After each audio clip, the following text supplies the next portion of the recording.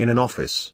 A soft light filtered through the draped curtains of the window, and behind a desk, an upholstered chair had at its back, cross-legged, a man whose face was hidden by a newspaper.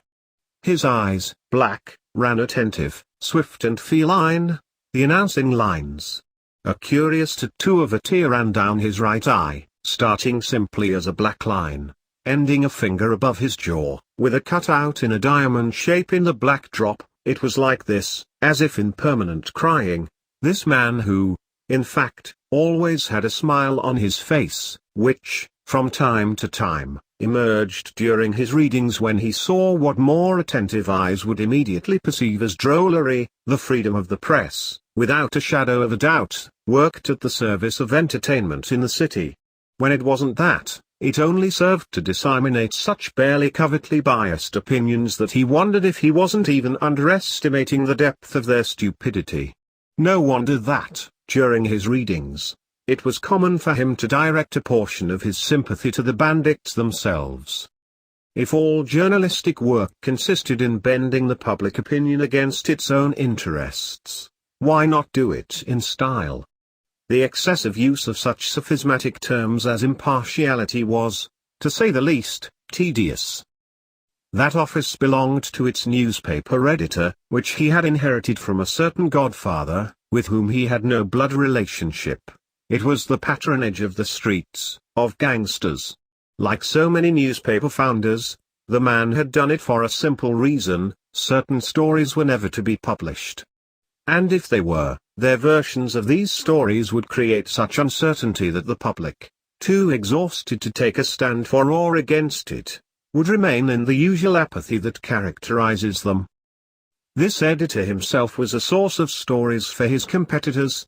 The tear tattooed on his face spoke volumes about that criminal past that he was occasionally accused of having a great desire to bury. It wasn't quite like that.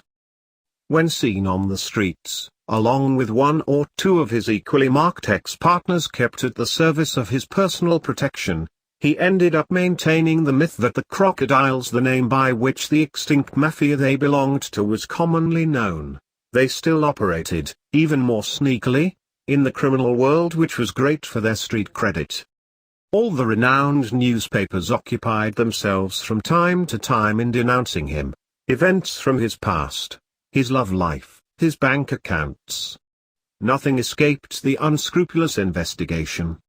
If it wasn't the undeniable truths of his past, slanders were made, so much the better. More credit in the streets.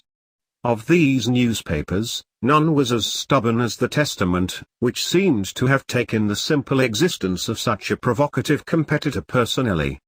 There was a constant indictment of his possible involvement in this or that criminal action. They accused him of his methods, questioned his terms. Isn't it better that the rumors are properly herded, like the sheep that abound in the city? They had a pedigree with him, and a name to point to, in case a responsible person was demanded.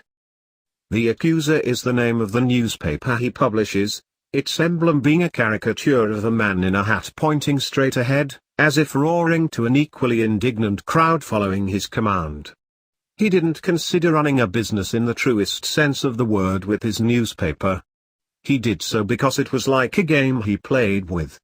But despite the fun, the activity was really laborious and costly, for keeping ears and eyes, if not hands, between the shadows, keeping the luminescence of certain light poles, in certain alleys, low, represented the use of unusual, sometimes comical partnerships, but always, inconvenient.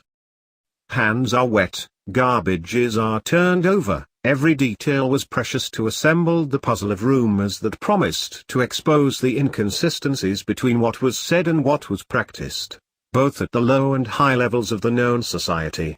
And in displeasing such people, among them, those who had no shyness in taking a pistol or a sharp instrument, he had learned to never miss the opportunity to draw the greatest weapon, the smile. His image, when published, was meticulously well placed, framed and advertised. If you were informed by an edition of the Picatrix, you would read that in his 36 years, at the time of the report, he seemed to have an athletic body under his suit, Impeccable would have been the word used to describe his fashion tastes. His thick, black hair was often kept shiny and fragrant, and his gallant complexion was pale, but of a kind that would turn dark under an intense sun.